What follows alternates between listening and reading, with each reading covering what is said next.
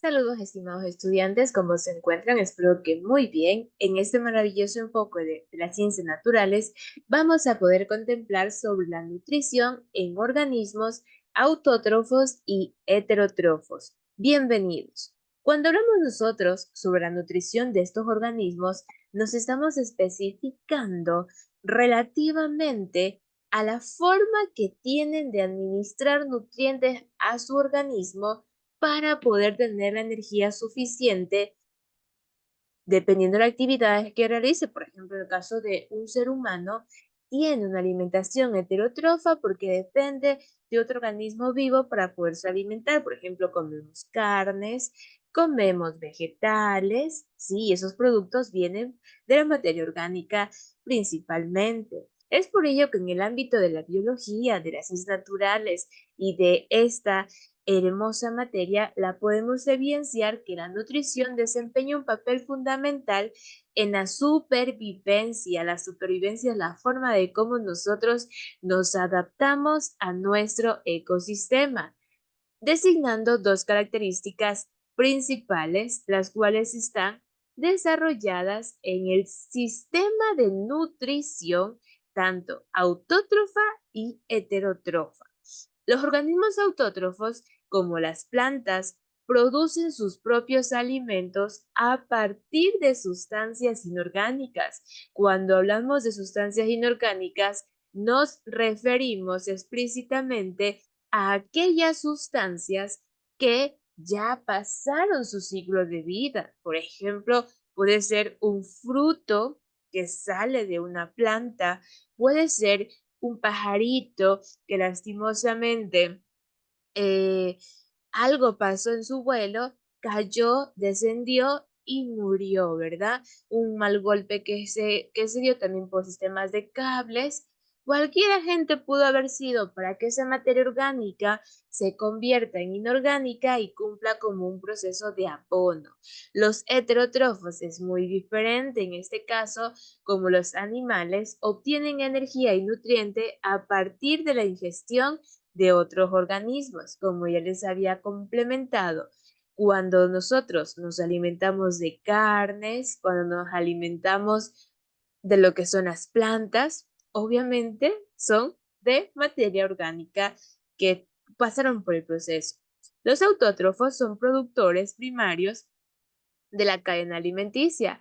Es o son los primeros niveles que podemos aprovechar los individuos vivos en el caso de los seres humanos. Utilizan la energía solar o química para sintetizar las moléculas orgánicas. Los heterótrofos son consumidores en la cadena alimentaria.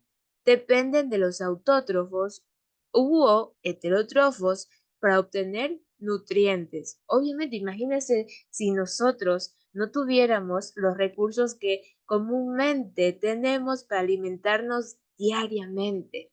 Estaría un poco complicada, ¿verdad? Nuestra supervivencia en este mundo. La fotosíntesis cumple con dos guías esenciales dentro de la alimentación autótrofa que poseen los organismos de esta distinción.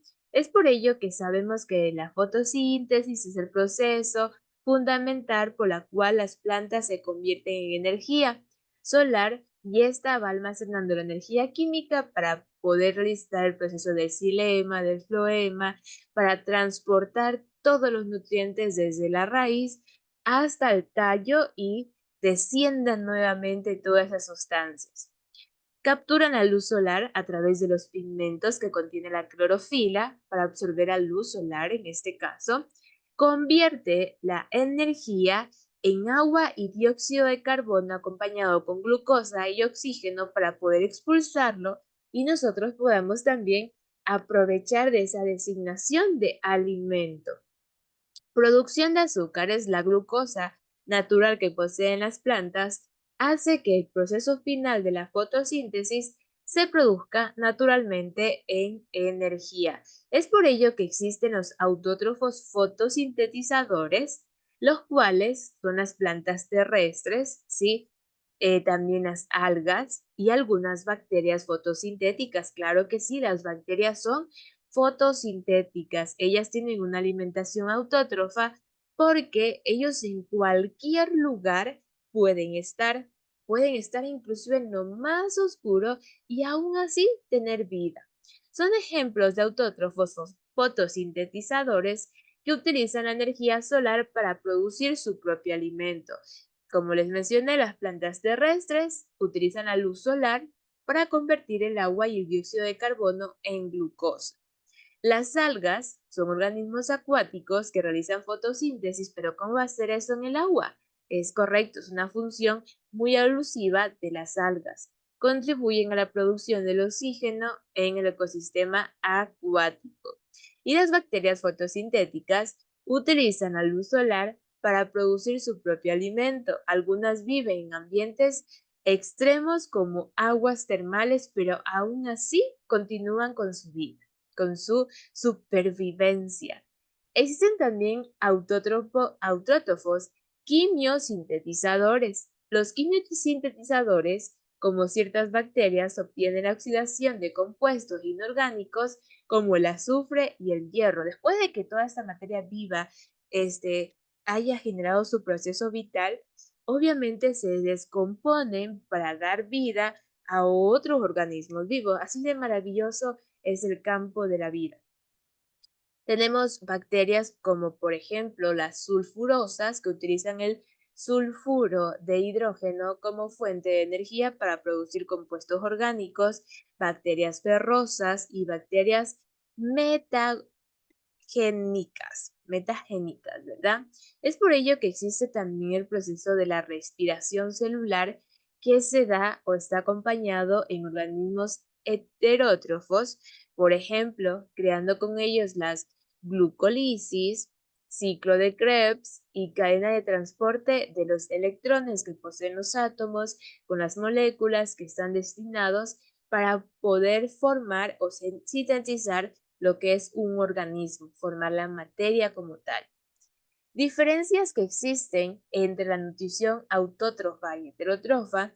Sabemos que la principal diferencia radica en la fuente de energía y los nutrientes y de qué forma se designan estos en los organismos vivos, en los diferentes organismos vivos, porque recordemos que pertenecemos o somos 5 grupos de los reinos de los seres vivos: Plantae, Monera, Fungi, Animalia, ¿sí? Y Protista. 5 grandes grupos. Por ejemplo, los autótrofos producen su propio alimento.